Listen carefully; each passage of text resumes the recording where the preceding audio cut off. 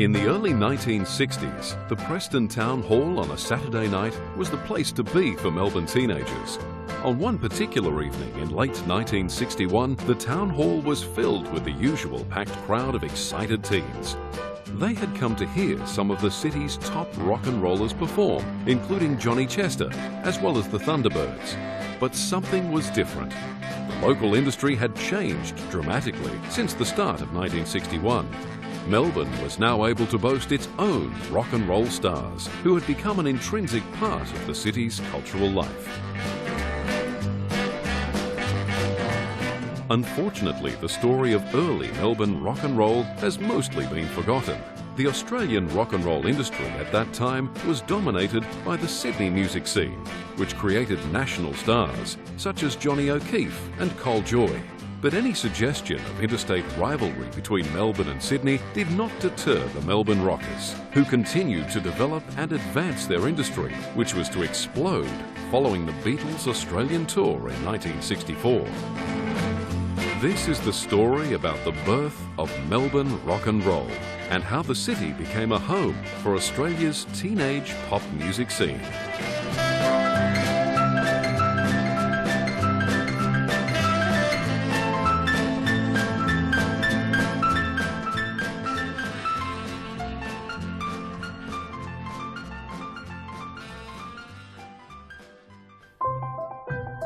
(1956) was a busy year for Melbourne. The city was preparing for the 16th Olympiad, which was held in November. The introduction of television coincided with the Olympics, and the Games were broadcast by all three local television stations. As Melbourne was preparing for the world stage, an unusual American singer by the name of Elvis Presley rocketed to stardom. In June of '56, Australians received their first taste of Elvis when Heartbreak Hotel was released. I was in the library and I had one of the Time magazines and I saw Elvis Presley and I thought, what a funny name. So I had to hear it. So I was up the radio station and Stan Rove and I said, have you got that Elvis Presley one? He said, yes. And I went, Elvis was soon crowned King of Rock and Roll, which was a title that quickly caught on in Australia. Elvis and his fans both appreciated this title, much more than the nickname Elvis the Pelvis. Mackie, my cousin, and he's playing this riff with a dung, dung, dung, dung, dung, dung, dung, dung, dung, dung, dung, right? And I said, this is unbelievable. So I started putting a rhythm in behind him, and I said, is it a song? He said, I think it's called Don't Be Cruel, or something like that. Bloke called Elvis is singing it or something in America. Really? The music of rock and roll in 1956 was not an entirely new phenomenon to Melbourne. The release of the film Blackboard Jungle in July 1955 had featured the song Rock Around the Clock, performed by Bill Haley and his Comets. More rock and roll films quickly followed and captivated local teenagers with this new craze coming out of the United States. I was managing one of the Hoyts theatres at the time. The place just became bedlam, mayhem, because every teenager in Melbourne, I think, when they found out about the movie and what it was like, they took over the theatre. It was an amazing time. Reports started appearing from around the world, linking a rise in juvenile delinquency with these new jungle rhythms. But many people in Melbourne were not greatly worried about this. Rock and roll was very much seen as a novelty that would not last. In the mid-1950s, as rock and roll was emerging, Melbourne's hit parades were mainly composed of American traditional pop. Sammy Davis Jr., Dean Martin, Frankie Lane, all adult performers. Ordinary music, as I called it, but we had some lovely singers we listened to, like Perry Como and, Jo Stafford. She did Shrimp Boats Are A-Comin'. Johnny Ray, he was very, very big. He was kind of the crossover just pre-rock and roll, and he used to cry. By the time Elvis's music arrived in Australia in 1956, Johnny Ray had achieved over 20 hit records in Australia since the early 50s. Bill Patey of the Argus described Heartbreak Hotel as sounding similar to the way Johnny Ray got worked up in the final chorus of Such a Night, except Presley sounds like that all the time. Melbourne's popular music culture was made up of traditional pop and dance band music. There was also a strong following of country and western, also called hillbilly music, as well as a strong jazz scene. One of the biggest dances in Melbourne was held at the Ziegfeld Palais in Hawthorne, which often featured Frankie Davidson and Dorothy Baker. If I give my heart to you, will you handle it with care? And the man that ran the dance, he said, I will give you a job 3 nights a week from 8:30 till 11:30, singing at Ziegfeld's on a Tuesday and Thursday, and Saturday night at the Hawthorne Town Hall. And I'll give you 9 guineas a week. And I was getting 10 guineas a week working as a secretary, and I thought, oh, I'm going to be rich.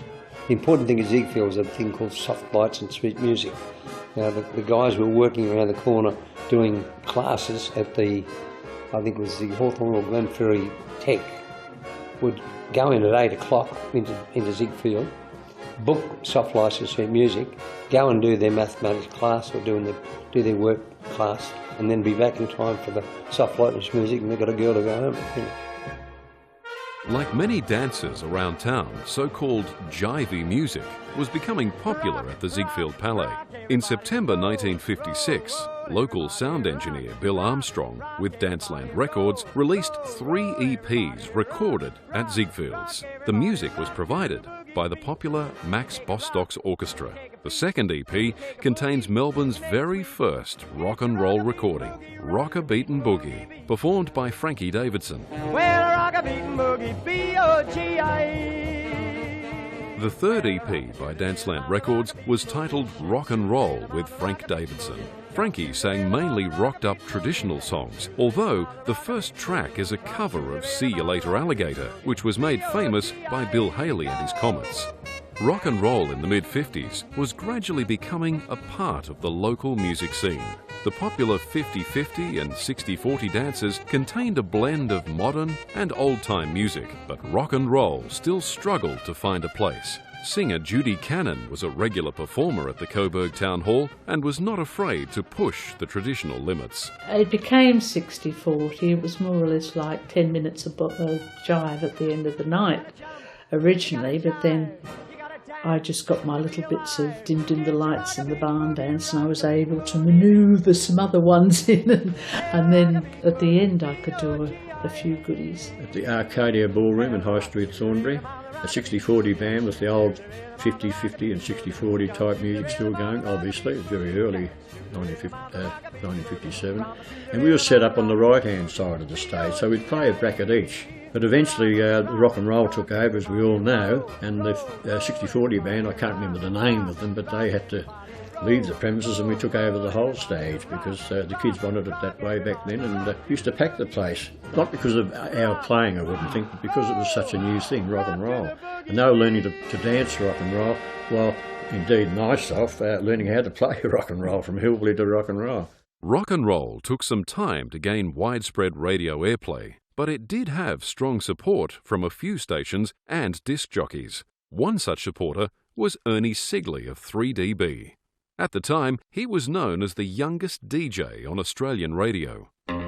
One of the strongest supporters of rock and roll on radio was disc jockey Stan Rofe. In the early days, Stan was known for his football commentary, and during the Olympics, he was chosen as an accredited commentator. Stan the Man joined 3KZ as a general announcer in 1956, and he was based at their studios in the Trades Hall in Carlton. Stan soon became very popular hosting music programs and was known early on for his amusing choice of music.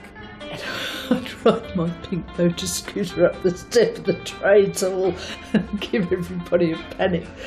And Stan would have all these records out of ones we could do, numbers we might like, and I'd take them down to rehearsal.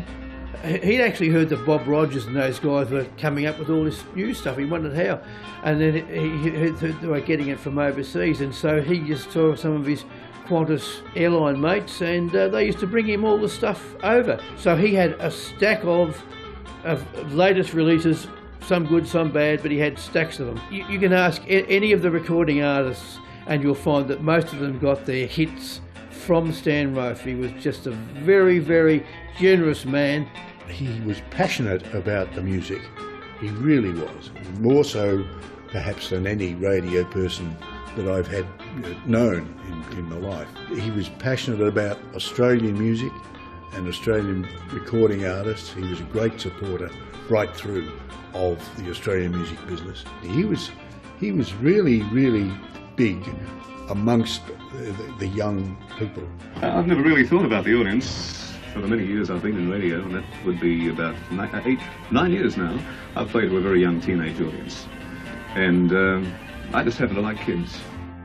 In January 1957, Melbourne saw its first big rock and roll concert. This was the Australian tour of Bill Haley and his Comets. The local performances were staged at the West Melbourne Stadium, later known as Festival Hall. This show was one of many big rock and roll tours brought down to Melbourne by American-born Sydney entrepreneur Lee Gordon. He had been touring his American star-studded big shows since 1954, and he brought out nearly every major star. A notable absentee was Elvis Presley.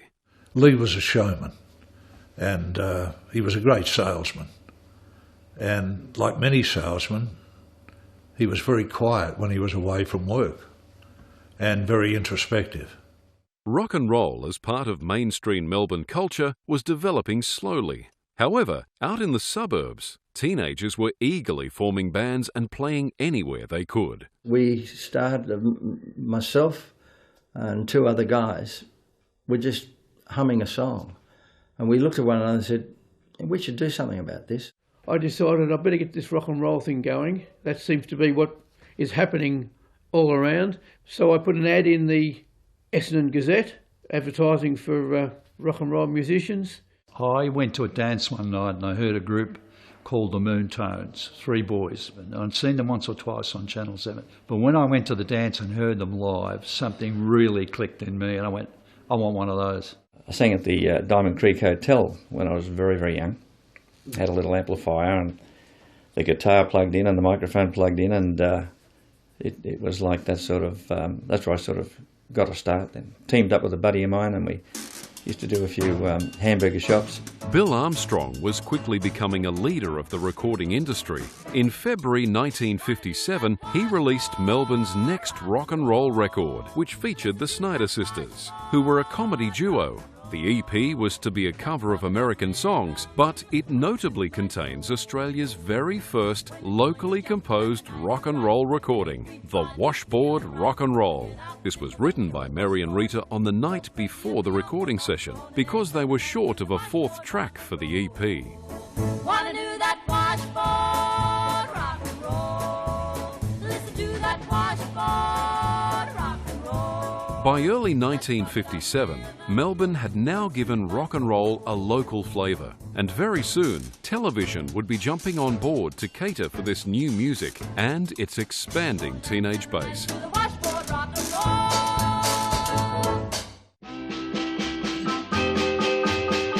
Rock and roll and television were developing simultaneously in Melbourne throughout 1957. Local commercial station HSV Channel 7 led the way in pop music programming.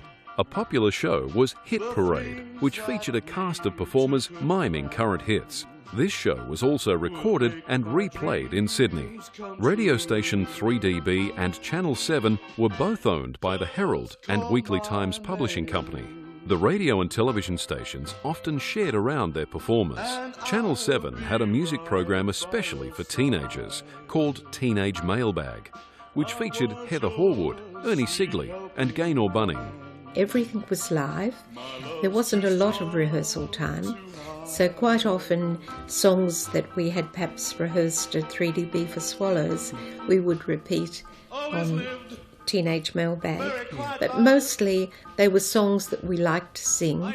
Gaynor was very good with the slow melody songs, and I often did more upbeat songs, although occasionally I'd sing a ballad. And Ernie would do a lot of rock and roll songs, but they were mostly cover songs from the American pop hit parade. Melbourne's second commercial television station, GTV Channel 9, soon introduced their own miming pop program to rival Channel 7's Hit Parade. The Astor Show featured Diana Trask, who had won the inaugural television version of Swallows Parade on Channel 7. They asked me to be part of it. It was just being put together. It was all very early days. Everything was live. There was no taping. It was very frantic. You know, television was unbelievable in those days. I remember one time my hair got caught in the back of this blind and it went straight up and was standing on end and we couldn't do anything about it. The ABC also introduced their own Hit Parade television program, but they could not be as extravagant in their presentation as Channels 7 or 9. And they said to me, well, we want you to do the Hit Parade now on the Saturday afternoon down at Channel 2. And I said, but, well, we can play the 10 top tunes, but what's going to happen while we run the records? They said, oh, we'll use sporting results. And finally, I started pushing the sporting results out. They were on a crawl in front of the camera, coming down in front of the camera, typed on lavatory paper of all things, because it was absorbent. It didn't shine back into the lens. And the lady who typed the race results was very skilled because she had to miss the perforations in the paper. While on television, Ernie Sigley continued his popular radio program on 3DB, The Ernie Sigley Show. With all his radio and television work, Ernie became one of the most talked about teenagers in Melbourne, along with Heather Horwood.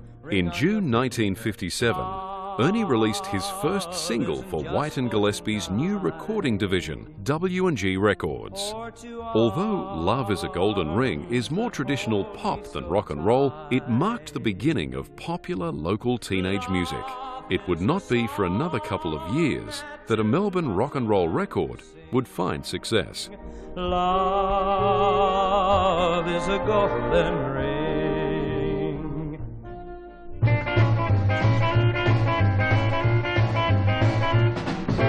Hello, Australia. What's new, Australia? Rock, rock, rock, Rivalry rock. Everybody's doing the Rivalry rock. In January 1958, W&G released their first local rock and roll recording, which featured model and television personality Joan Bilko singing Corroboree Rock on the A side and Heather Horwood singing Cuddly Little Koala on the B side.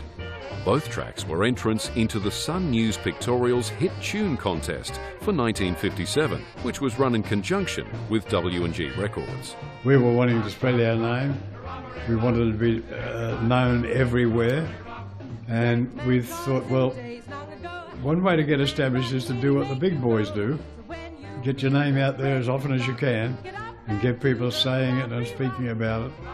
And it's amazing how that can work. Another first in 1958 was Planet Records' release of Australia's first rock and roll album, titled Rock and Roll Party. The LP featured one of Melbourne's top groups, the Henry Bourse All-Stars, performing all the classic American rock and roll songs to date. The vocals were provided by Peter McLean and Beverly Dick. At the time, Beverly was also performing with the country music outfit The Trailblazers. Well, Crosby's covered roses, and Handy Man played the blues. Well, Handy came along with a rockin' song. Crazy man, crazy, crazy little. Planet Records was formed in 1951 by Bob King Crawford, who had soon recruited Marcus Herman as sound engineer. We looked for artists that would sound as exciting as anybody that we could hear anywhere. Thanks to Bob Crawford, who always loved coming up with firsts. I don't mean that he loved coming up with firsts, he just came up with lots of firsts, naturally. We were the first to have the photos of the artists on labels. We were doing first. And Marcus, of course, came up with his incredible invention where we could put more on in the way of tracks on a record than anyone in the world. Record labels in Australia were producing more and more local talent, but they had the very difficult task of competing against overseas artists for the attention of local audiences.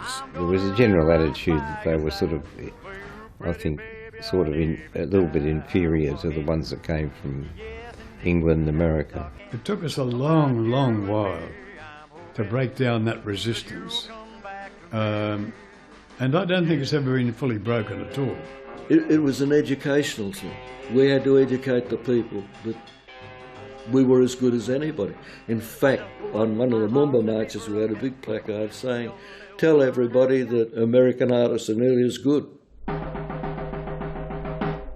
Planet Records, along with W&G, pioneered rock and roll recordings in Melbourne. However, local success was not going unnoticed by the big international labels that were based in Sydney. Well, we had to be better, or they would have trampled us down. I mean, as it was, they tried to set fire to the office. As it was, they had their salesmen standover tactics with the dealers. If you're going to have Planet Records, you're not going to get ours. We will cut off your supplies completely. Of course, they had Planet Records under the counter. And eventually, we got so big, they just said, to heck with you.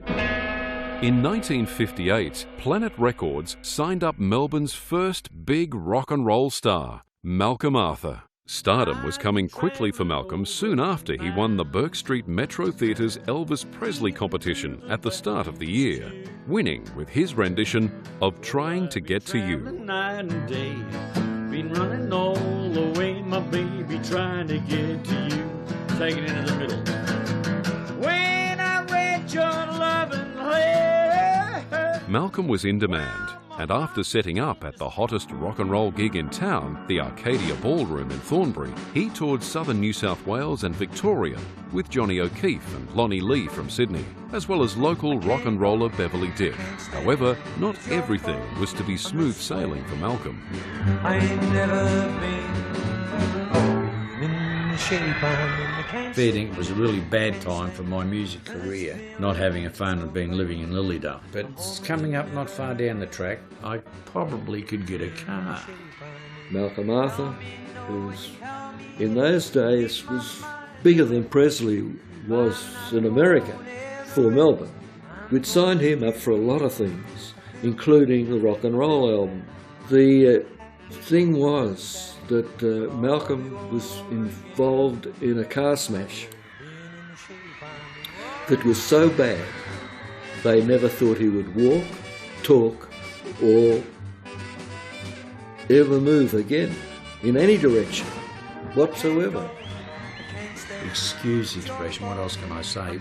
But this idiot, there was a taxi and he's sitting in the middle of the road, because you've got to remember it's not much traffic, you know what I mean, up there, right?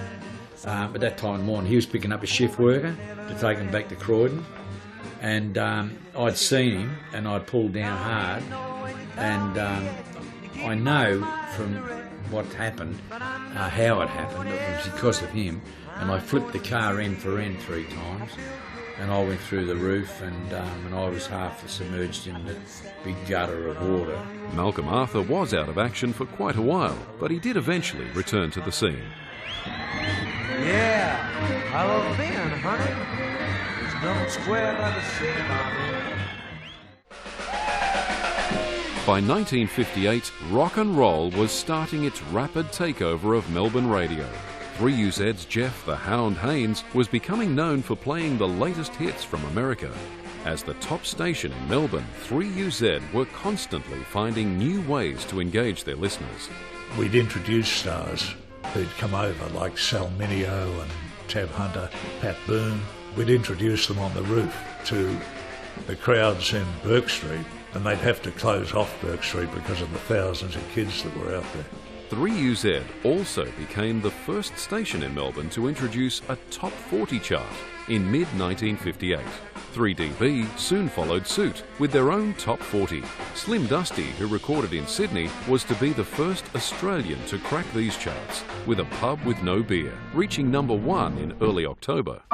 In 1958 and 59, both Kingsley Pop Records and Presto Disc experimented with cardboard records. Kingsley recorded the performers of Channel 7, and Presto Disc had a contract with Planet Records. It was a novelty thing, really. Kingsley Records were on cardboard, which then had a coating, what was called cellophane, on the outside, and then a hot disc would come down on the top of that and ruin your needles. Melbourne was soon visited by the Sydney stars who were growing in popularity. not just from their appearances on Lee Gordon's big shows, but also from national television appearances on ABC's 6 o'clock Rock, and later TCN9's Bandstand, both of which emanated out of Sydney. Popular artists included Dig Richards and Johnny Reb, as well as Lonnie Lee, Johnny Devlin, and of course Johnny O'Keefe. Johnny O'Keefe was the most dynamic thing on the stage, and when he came down to Melbourne they absolutely adored him. It was fantastic. I saw Johnny O'Keefe for the first time on one of those Lee Gordon shows, and he was brash and lying on the ground and kicking his legs up and doing all this stuff, and I thought, no, I don't think so. But like, within a year I became one of his greatest fans. I have his very first album in my collection over there, which is a 10-inch vinyl album, which they only made for a short time. In 1959, W&G began the regular production of rock and roll records in Melbourne. The artists that recorded were mainly established Melbourne performers, such as Bruce Clark, Frankie Davidson, Heather Horwood and Ernie Sigley. The songs they recorded were mainly covers of American top 40 hits. Planet Records released several rock and roll singles in 1959. Many of those tracks were composed locally and performed by artists such as Johnny Guitar and Whelan and the Wreckers. Many of Planet's rock and roll records were accompanied by the Henry Bourse All-Stars, with the Moontones providing the backing vocals. Some of the more interesting rock and roll recordings to come out of Melbourne in 1959 were from Barry Crocker and Dave Clark. Once jolly swagman camped down by a riverside, camped with a het cat, now sharp cat was she. Spotlight Records in Thornbury mainly released jazz and traditional pop. Margie Mills was another rare exception of an artist who recorded rock and roll for Spotlight. Matilda! Margie Mills was one of the early top female Melbourne rock and roll performers, along with Judy Cannon and Beverly Dick. One of the more successful Melbourne recording groups in 1959 were the Unichords, who were a vocal trio formed at the University of Melbourne.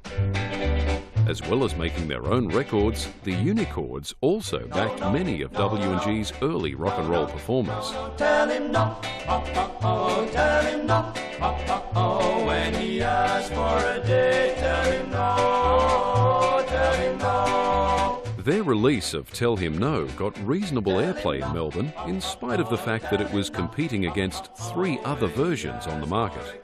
The Unichords were also regulars at the lunchtime rock and pop concerts held at the Melbourne Town Hall. 3DB ran their concerts with the stars of the radio station. 3UZ also ran lunchtime concerts that were organised with Planet Records. The Town Hall concerts were remarkable. Oh my word. We used to do the rock songs at the Town Hall concerts mostly. They just came in at lunchtime during their lunch hours, mostly office workers, and they'd tear down with a sandwich in their hand and they'd eat their lunch while we performed. And we used to fill the Town Hall, Melbourne Town Hall, fair income. It was unbelievable. And a lot of times we used to have Henry Bourse and the All-Stars, and he worked, you know, he was a fantastic bloke, you know. And the crowds that used to get there was incredible. And they'd be all out the front, and I kid you not, there were so many they'd get out onto the street where the cars would stop and everything. Some of the shows were dynamic, that's exciting, you know. In October 1959, the Melbourne Town Hall played host to 3XY's Big Beat Battle, which saw Melbourne's top 2 rock and roll groups play off against each other, the Planets versus the Thunderbirds. At the time, the new hotspot for rock and roll in Melbourne was at Earl's Court in St Kilda, which featured both groups. I was just thinking about the difference of the dance halls. Coburg Town Hall was, you know, a big town hall, and it was well lit, beautiful lighting. Bon always had good lighting for his artists. The Arcadia, you went upstairs, and there was quite a few fights outside as well as inside sometimes, but the bouncers got rid of them very, very quick. I don't know, it didn't have the atmosphere that Earl's Court had, mainly because we were bigger and had 2 big bands going. You know, it was just really, really exciting. A lot of Sydney artists at Earl's Court. With Cole Joy and the Joy Boys came down and worked there. We got about we got full house, 1,500, and it was a spring floor, and the floor was jumping up and down. We thought the building was going to collapse. In 1959, Kevin McClellan, who managed the Thunderbirds, landed the group with a recording deal with Rex Records in Sydney. Rex was a new small subsidiary of Festival Records, and it included Sydney artists such as Nolene Batley and Dig Richards. In late 1959, the Thunderbirds, with their 3 featured vocalists, Billy Owens, Judy Cannon and Billy O'Rourke, flew up to Sydney to record for Rex. And the night we got there, we stayed in a hotel. It was in Haymarket, that's where it was. And there was cockroaches. And I sat up perched on the bed like a black cockatoo on the back of the bed. It was horrible, and I had to get up at 11 to go and record my number. And I was so tired when I went to sing it. I just...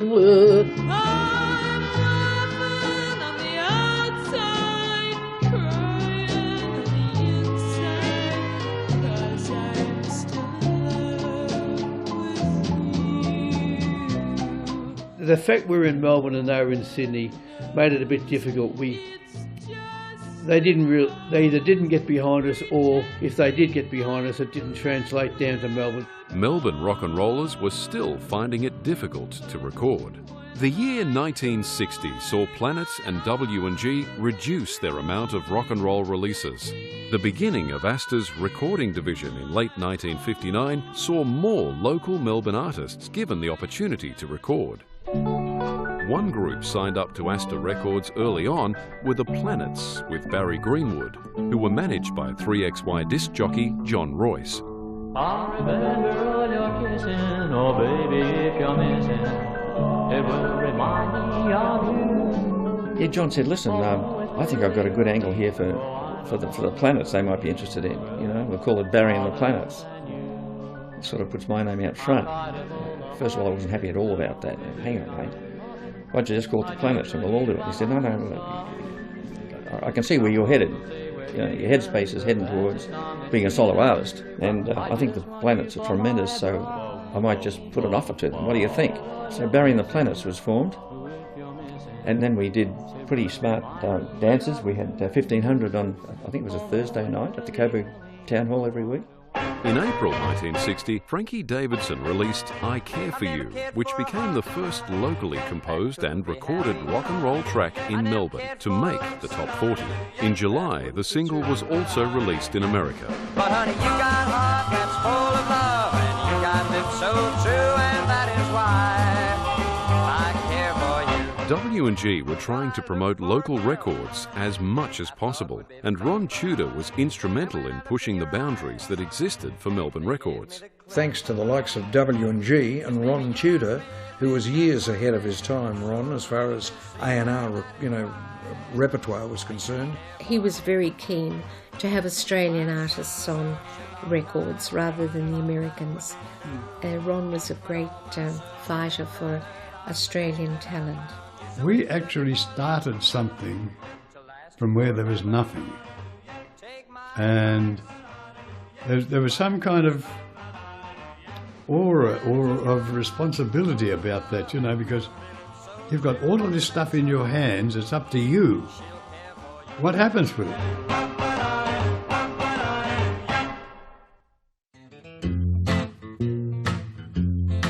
As the 1950s were drawing to a close, W&G Records had been pushing to record Melbourne's musical stars. Meanwhile, out in the suburbs, Johnny Chester was achieving reasonable success with his small rock and roll dance. Chess was looking to move to the much larger Preston Town Hall. This had become vacant following a short stint from a jazz club, which perhaps did not find the audience they were looking for in Melbourne's north. With a much larger hall, all Chess needed to do now was fill it.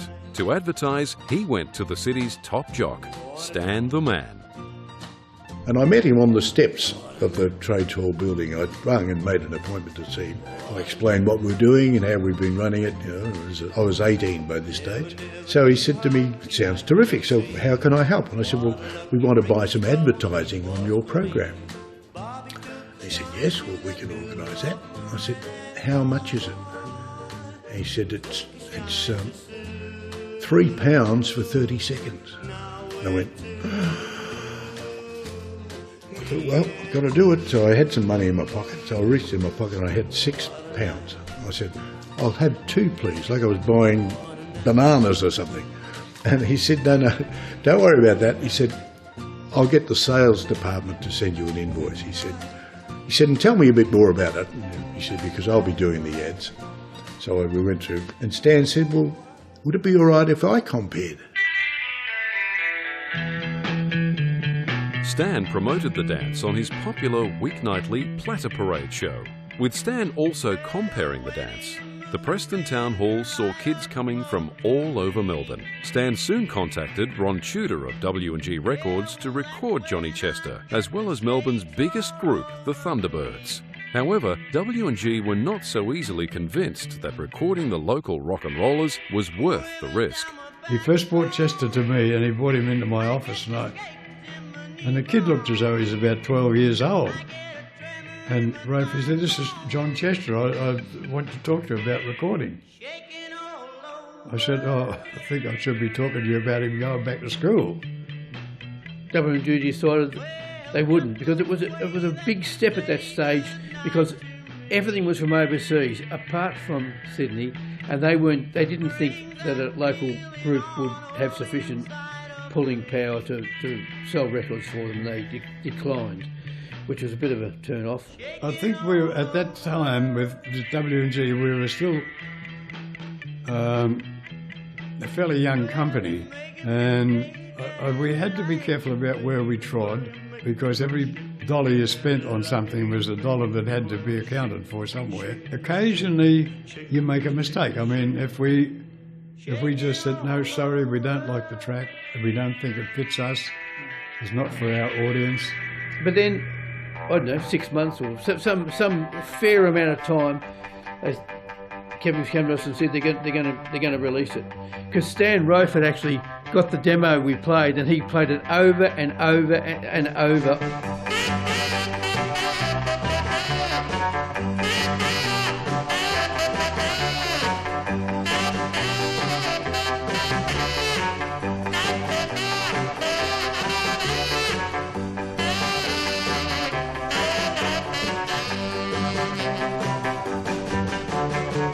At the start of 1961, Stan Rofe made it his New Year's resolution to promote Australian discs as much as possible. This year was going to see a lot more local artists make the charts. Johnny Chester released 3 singles in 1961, all of which became top 10 hits in Melbourne. Similarly, the Thunderbirds' first 3 singles for W&G all charted. Other artists to make the top 40 were Frankie Davidson, Ernie Sigley, The Marksmen and Bobby Cookson.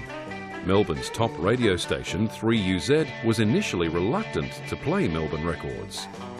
Gaynor Bunning's My First Love and Last Love was particularly successful on the 3DB charts. It was written by South Yarra composer Walter Edwards and made it to number 3 in August 1961. It also made number 7 for the entire year. My first love and last love, darling, it's you.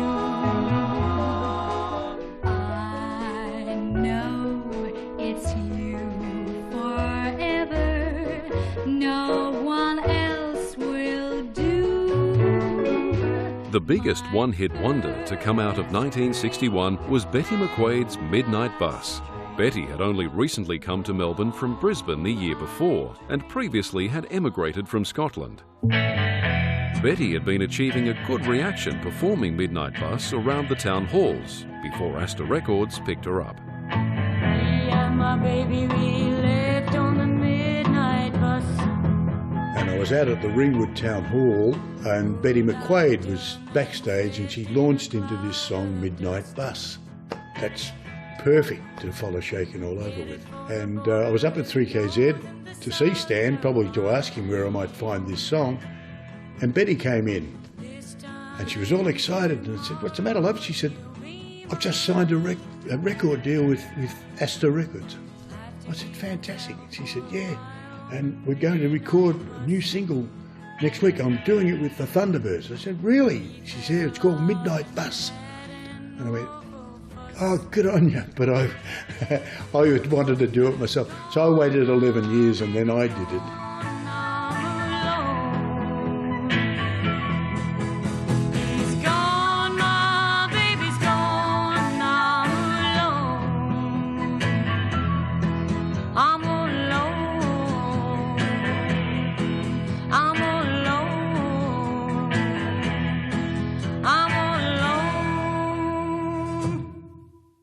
With all this success in Melbourne for local artists, many in the industry felt Sydney was unfair in not playing Melbourne records, even though many local artists performed regularly on Sydney's 6 o'clock rock and bandstand. Stan Rofe in particular wanted to see Melbourne given a good go up north. Johnny Chester, after performing his first big hit, The Hokey Pokey on bandstand, went around to Sydney DJs to promote his record, but it was not going to be easy for him.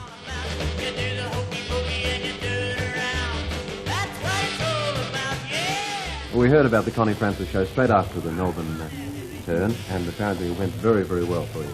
This was my first really big break, I think, and well, it was in the same week I got a contract with W&G. And well, since then we have done the record and we hope it will go. I could get anything played in Sydney. And I remember Stan going up to Sydney in his own time, in his holidays. He actually drove to Sydney and went around all the radio stations taking Melbourne records to radio people.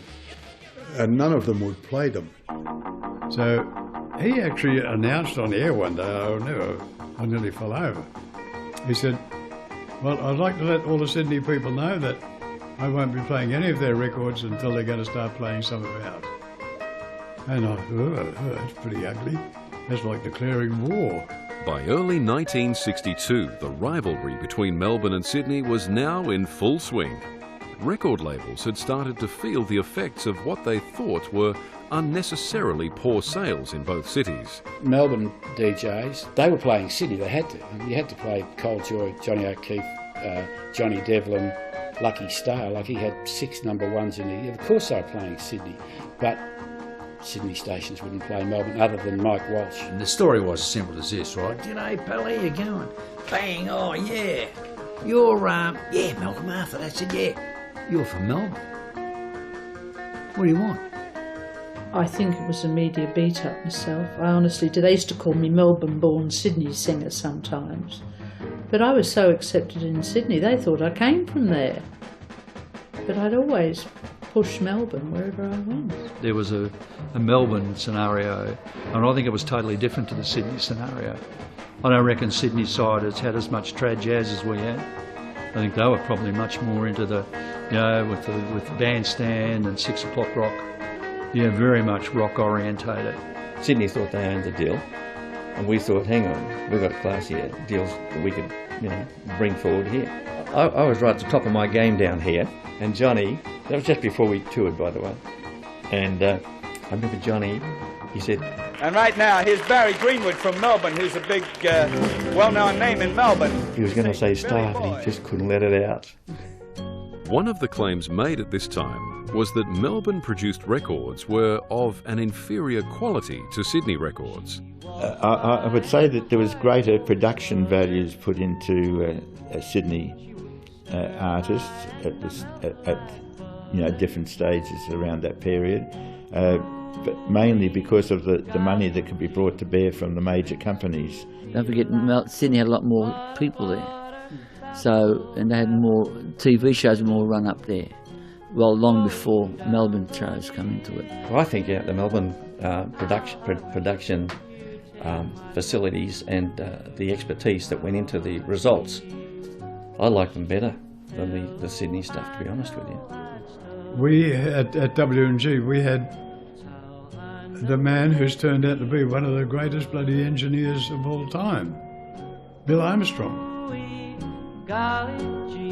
With Melbourne artists unable to gain airplay in Sydney, Frankie Davidson devised a plan to break into the Sydney market. I used to be mad on Dale Carnegie, who wrote books like How to Make Friends and Influence People. So I thought, what a good idea. I'll write a song about Sydney. So I wrote Have You Been to See King's Cross, which was somewhere where everybody wanted to go. If you lived in Sydney, people would always say, you know, oh, you've got to come to the Cross tonight. Have you ever been to see King's Cross, where Sydney siders meet? There's a million faces going places, walking up and down the street. White tourists everywhere, in their travels do declare, I've seen the world, you can hear them crying. I'll bet you attended to a con man's why. You won't have seen the lot until the day you die, if you haven't been to see King's Cross. Have You Ever Been to See King's Cross made it to number 3 in Sydney, and it was also a top 10 hit in Melbourne. Local compositions in the very early 60s were unusual for Melbourne artists. Frankie Davidson had proven himself to W&G, who were happy for him to experiment. Barry Greenwood was a rare case, where he wrote all 6 tracks for his 3 W&G singles. Barry was one of the few rock and rollers that attended the conservatorium, and he also took singing lessons from Patti Stewart. First song she taught us was Santa Lucia, and of course Long Way from Rock and Roll. However, I was doing the rock and roll dances all through that period, weeknights, and also getting to appreciate and love the Italian opera at the same time. Oh, little angel, it's you. Little angel, it's you. Oh, little angel, it's you.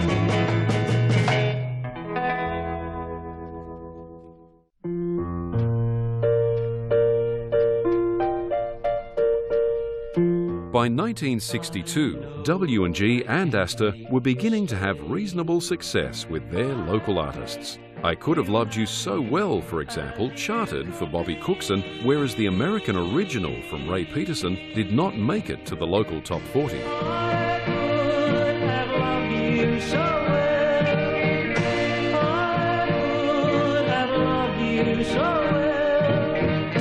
Our Victorian audiences were, you know, pretty much behind us because we did feel like, you know, second-rate citizens, basically.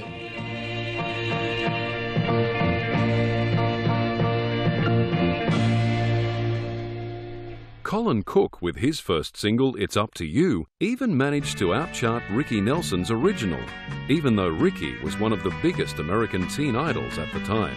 It's up to you, because I've done everything I can. Frankie Davidson said to Ron Tudor, he said, look, Colin Cook's singing well as there's on the harmony on the Have You Ever Been to See King's Cross? You should give him a record deal. Well, you know how I feel, so I'm leaving it up to you. One of W&G's big local successes for 1962 was with Wolverton Mountain. Tasmanian country singer Kevin Shegog reached number 2 with his cover, and with the success of that record, W&G quickly got Dorothy Baker to record the answer song, I'm the Girl from Wolverton Mountain. This was released 5 days after it was recorded in order to get ahead of the American original version from Joanne Campbell. Dorothy's record climbed the charts quickly to reach the number 5 spot. W&G phoned me and asked me to do the Girl from Wolverton Mountain. I rocked along, I had plenty of work, and somebody rings up on the phone. I didn't have a manager, I didn't have an agent in those days. People just rang and I just went out and did the job. I hate the bears and the birds on Wolverton Mountain. They tell my dad, and it just ain't fair. The success of I'm the Girl from Wolverton Mountain saw Dorothy Baker also have a hit with a Kevin Shegog composition called Darling. Dorothy also released a country pop-inspired album for W&G in 1962. At the same time, Dorothy was continuing to be a household name on Channel 9, particularly with her appearances on In Melbourne Tonight. Around the local Melbourne dancers, Johnny Chester was quickly becoming king of Melbourne rock, although many teens still saw Malcolm Arthur as holding the crown and glory. Gaining fast in popularity was the band The Blue Jays, featuring the multi-talented Laurie Allen. Laurie had previously been a part of Malcolm Arthur's backing band, The Knights. The Blue Jays were the first group signed to Crest Records, which was a new label formed by Marcus Herman in 1961 following the end of Planet Records. They were a really hep group for, you know, way ahead of their time, and with a tremendous following, both for dancing and for listening. Well, the Blue Jays here from Melbourne Town, and a little record on the Crest label, which you'll find available too at Record Buzz next Wednesday here in Melbourne Town. The best that's pressed is on a crest, so the record company says. But I don't know so much about the best that's pressed being on a crest. We have the Blue Jays here. Good on you, fellas.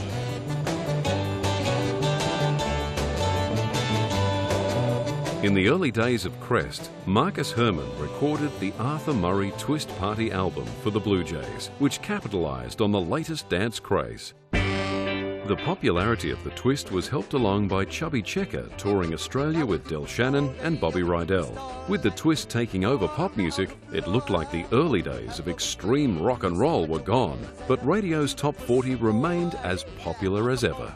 Local television continued to take in more Sydney programs, including the Johnny O'Keefe Show, later known as Sing Sing Sing, from ATN Channel 7. Radio was also taking in Sydney programs, with 3AK paying more than £200 a week to the Postmaster General in order to bring Bob Rogers' Sydney program to Melbourne.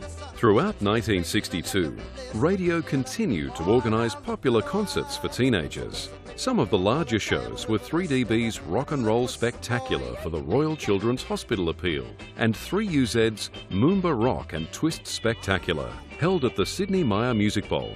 Twisting away at the bowl were the Thin Men, who were the resident vocal group on Channel 7's Sunny Side Up. Adrian Usher, who formed the Thin Men out of the Moontones, moved on from the group to concentrate on the advertising industry. He still worked with the group, and their third and final W&G release actually started out as an advertising jingle that Adrian had written. Yeah, it was White Hipsters. They were jeans. I wrote it for the jeans. I didn't write it for anything else.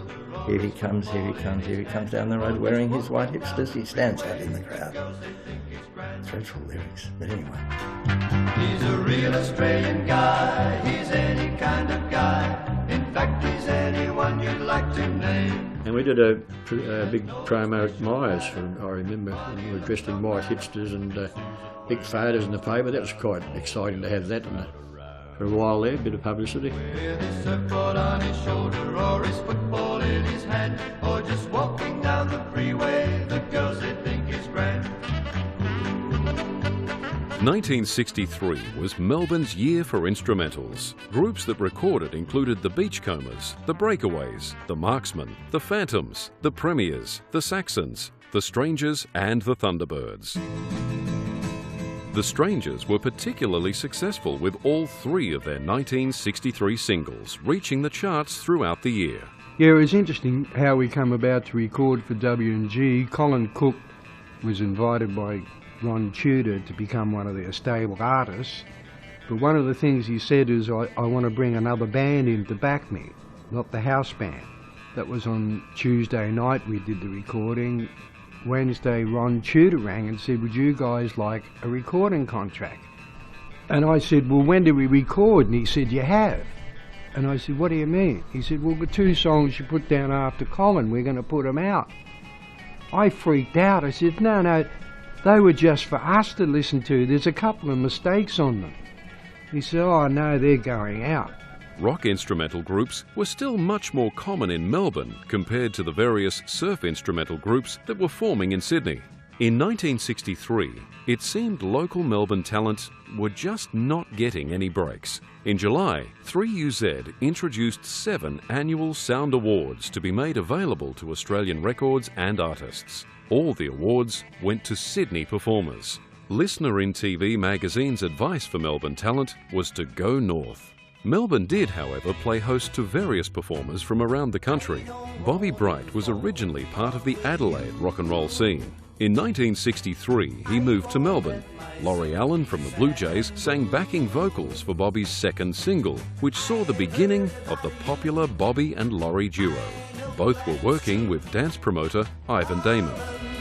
You won't get a chance. And in those days after the show, you'd sort of sit around, have a beer and talk and stuff. And Laurie used to really like singing harmony. So he'd say to me, oh, do you know any Everly Brothers songs? And I'd go, oh yeah. And so we'd do, you know, Dream or well, any old Everly Brothers song, I don't know. And he'd sing harmony. And people would say, geez, you guys sound really good together, you know, you should give it a go. But we were sort of both adamant that we wanted to be solo singers.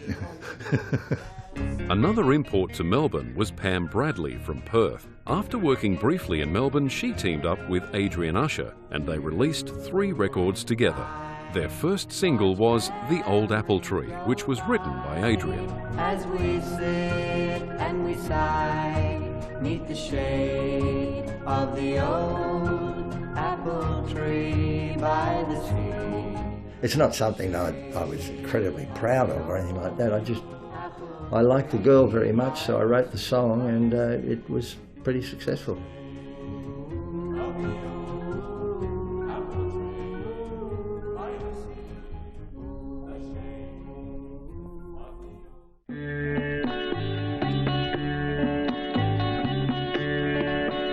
The local rock and roll music scene in the early 60s had changed dramatically from its beginning in the mid-50s, with many of the original artists now having moved on from the scene, and quite a number had even moved on from Melbourne. Judy Cannon, Ernie Sigley and Dorothy Baker were all working in London. Across the Atlantic, Diana Trask, Adrian Usher and Margie Mills had set themselves up in America.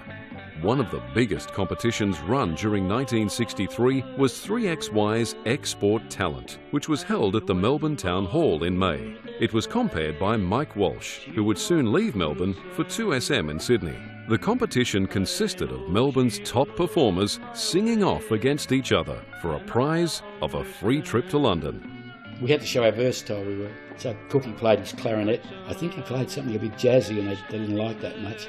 So that's not rock and roll, so he started throwing pennies at me. I had to stop doing that, and then I remember singing Trouble. You're looking for trouble. Obviously, there was a lot of trouble happening with all these pennies flying at me. Anyway, I sang that, and then I finished up with Jailhouse Rock, and I killed them. You know, they loved that. Frankie Davidson went on to win the competition, which turned out to be a controversial decision. The Johnny Chester fan club didn't exactly agree with it, so they turned on the hoses in the town hall.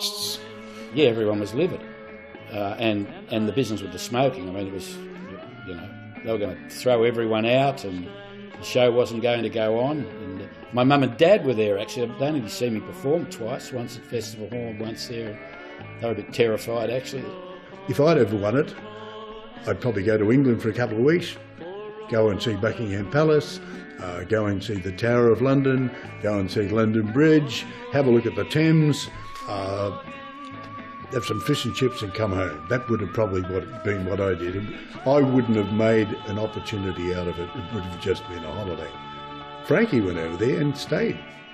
Although local records struggled to make it in Sydney, many Melbourne artists were able to continue to advance their careers locally. Sydney was home to the country's biggest record labels, including EMI and Festival. Sydney's 3 television stations carried all 3 national teenage music programs. Local artists and teenagers continually asked for local programming. In 1964, things began to change. When Beatlemania hit Australia, Johnny Chester was chosen as a support act for the Australian tour, which took place in June of 1964. What happened was, once again, it was a Melbourne promoter. If it had been a Sydney promoter, I wouldn't have even been considered, I don't believe.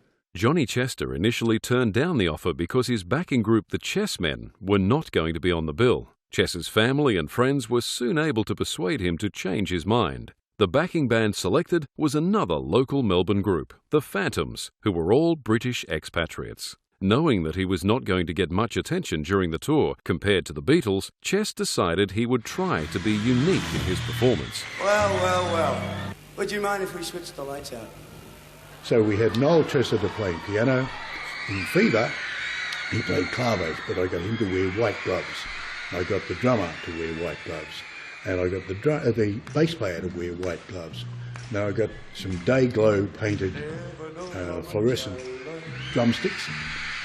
And Peter McMurtry, mate of mine, he organised a little spotlight with a red gel in it and 3 ultraviolet strips. And it was very effective. When I came off, John Lennon had been watching through the curtain. And he said, "Where'd you get that idea from?" He said, that was great. It was great. You can put your own word in there. To have somebody say that to you, it made all the difference. He did so much for my confidence.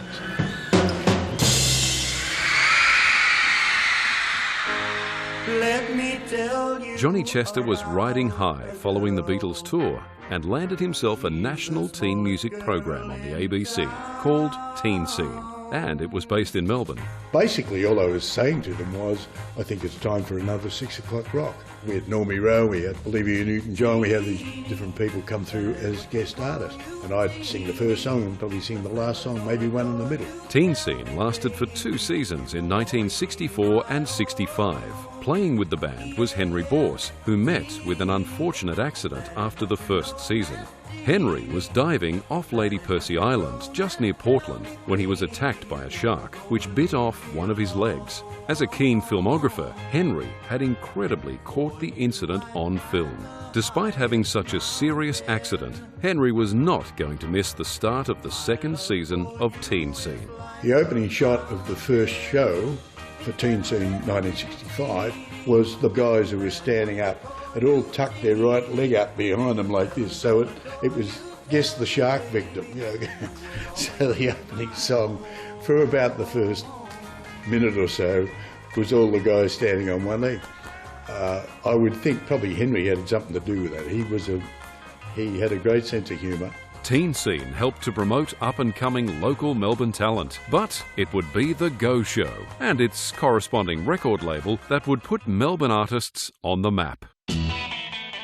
The first record to launch the Go label was I Belong With You, which was written by Laurie Allen for the Bobby and Laurie duo. It employed the talent of sound engineer Roger Savage, who had recently migrated to Australia from England.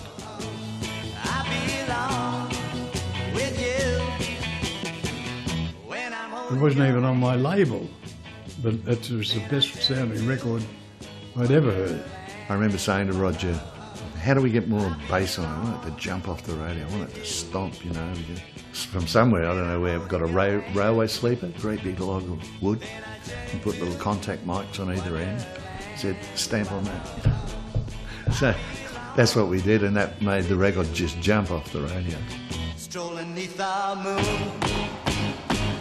And I know that very soon I'll be there, standing right by your side. David Mackay, who was a producer for EMI in Sydney, related to me later that he was driving home from the studio in Sydney and heard this recording of I Belong With You, and then when they said that was Bobby and Laurie and recorded it on, he couldn't believe how good it sounded. And from then on he didn't record at EMI in Sydney. He used to come down to Melbourne and record at our place with Roger.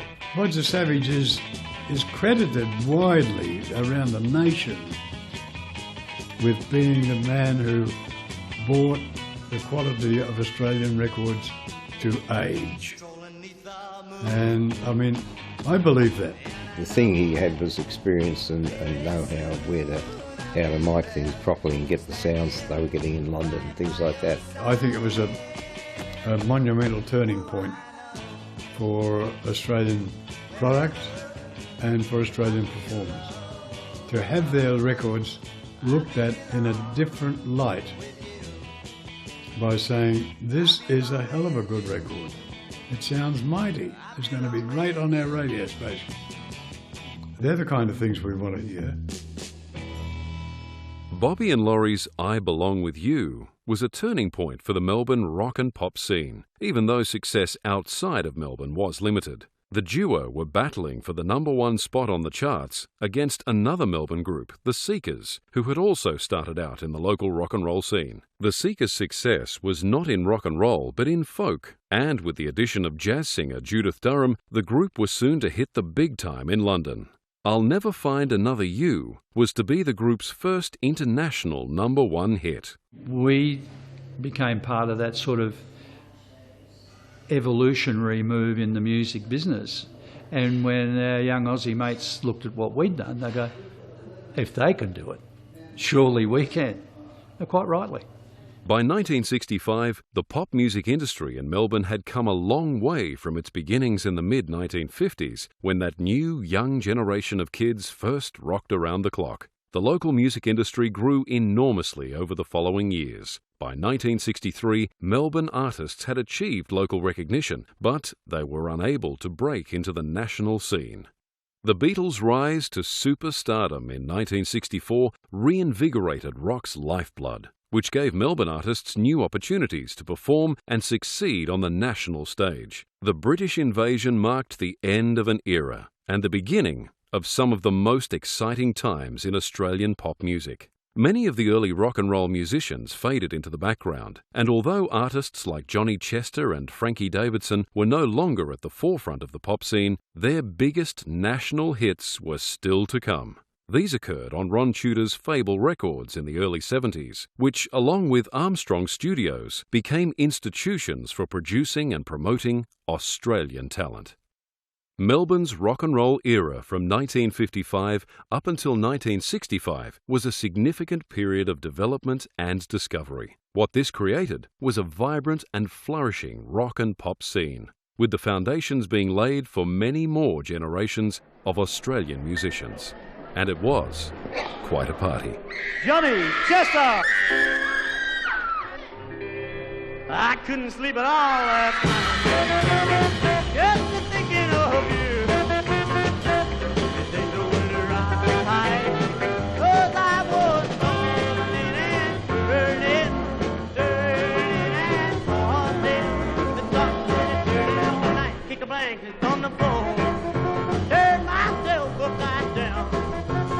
I never felt like it before.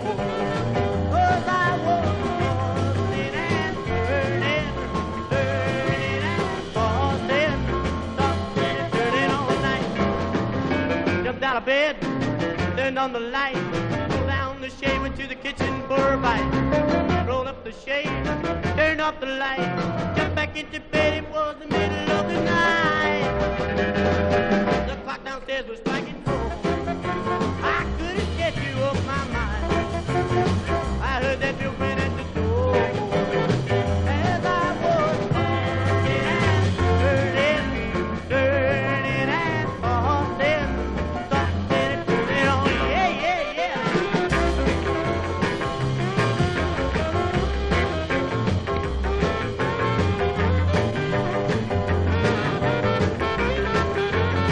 Hey, yeah. Jumped out of bed, turned on the light. I pulled down the shade, went to the kitchen for a bite. Rolled up the shade, turned off the light, jumped back into bed. It was the middle of the night. The clock downstairs was striking 4.